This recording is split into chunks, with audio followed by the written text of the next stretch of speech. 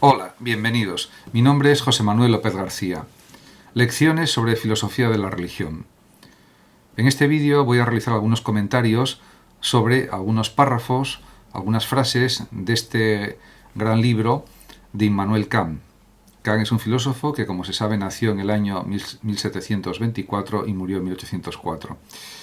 Lo primero que habría que recordar es que a lo largo de más de 80 semestres de enseñanza, de 1755 a 1796, Kant dedicó gran parte de su tiempo y mucho esfuerzo a la actividad docente, como también señala otro filósofo, Alejandro del Río.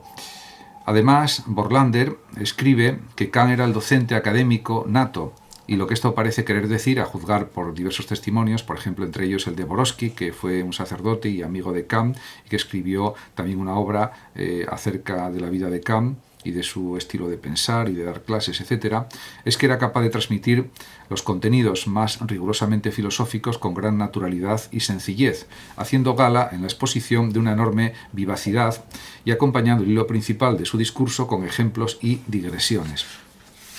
Realmente, pues el propio Kant escribe en relación con esto lo siguiente: muchos años antes de iniciar una nueva carrera como escritor con la crítica de la razón pura, en mis lecciones de lógica, metafísica, moral y antropología, de física y teoría del derecho, no solo comentaba, dice Kant, al autor que había elegido como hilo conductor, sino que lo cribaba y sopesaba, procurando ampliarlo y reducirlo a principios que me parecían mejores.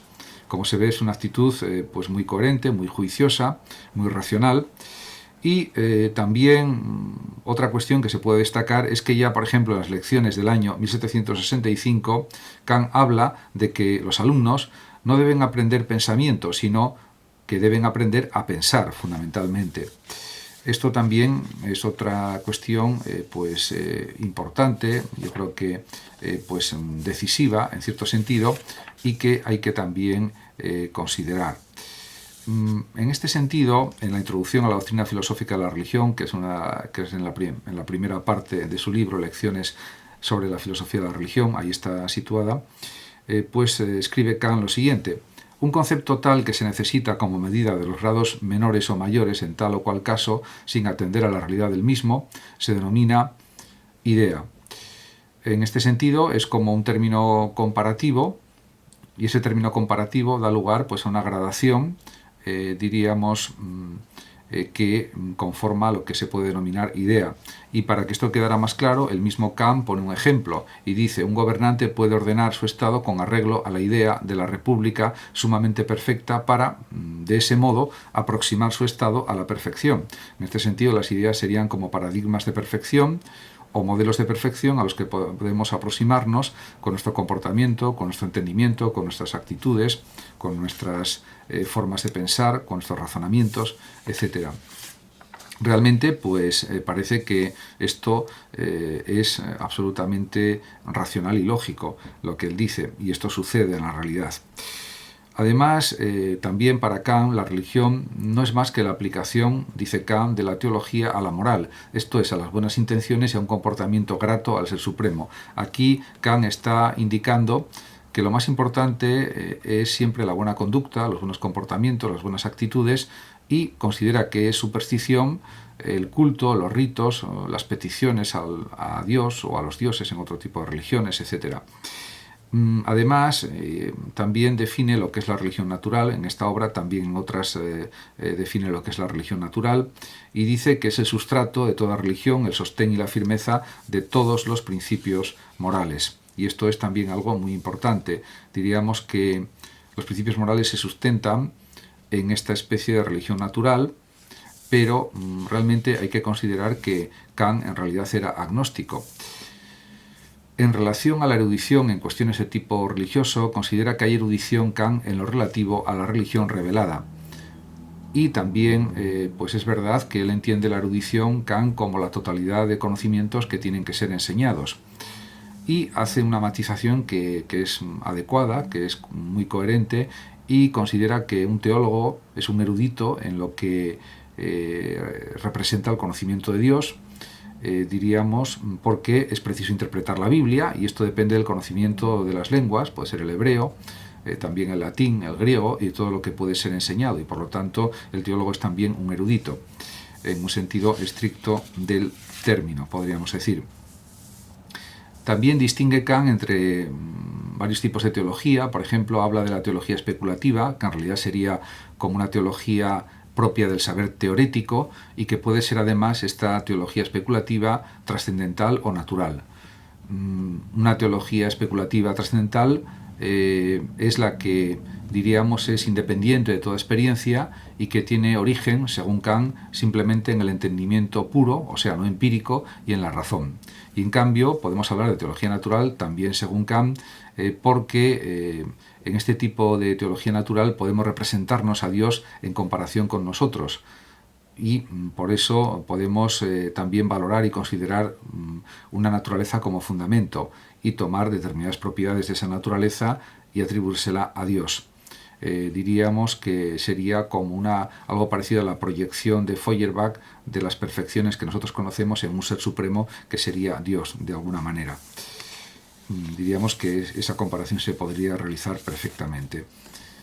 En cuanto a la concepción kantiana de la religión natural, está expuesta también en su obra de 1793 titulada La religión dentro de los límites de la mera razón. En el prólogo de esta obra se señala la independencia de la moral respecto a la religión, pero además también es evidente para Kant que la moral conduce ineludiblemente a la religión. Y además Kant critica pues la religión positiva y las diversas religiones, y las critica fundamentalmente por su culto y por sus instituciones, que considera que son innecesarias y que son como una prueba pues de irracionalidad, de superstición, etc. Por lo que ya anteriormente comenté de que lo fundamental es la buena conducta, y lo demás pues diríamos que sobra o es innecesario o incluso es perjudicial, porque son en realidad supersticiones. De ahí la derivación del agnosticismo o incluso ateísmo de Kant, según algunos filósofos también. De todas maneras, él lo dice de forma muy explícita en La religión dentro de los límites de la mera razón, y voy a leer esta cita de Kant. Dice Kant: fuera de una buena conducta, todo lo que los hombres creen poder practicar para hacerse agradables a Dios es pura ilusión religiosa y falso culto. La crítica no puede ser más dura al culto religioso y a las prácticas supersticiosas. De todas maneras, el mismo Kant respetó siempre muchísimo a la Iglesia, respetó también mucho a los sacerdotes, a la jerarquía eclesiástica, etc. Aunque diríamos que él pues no era una persona que creyera en Dios en este sentido de la religión positiva, aunque afirmaba una religión natural de alguna manera. Por otra parte, por ejemplo, en otro orden de cosas, es evidente que Kant se opone, por ejemplo, rotundamente al suicidio.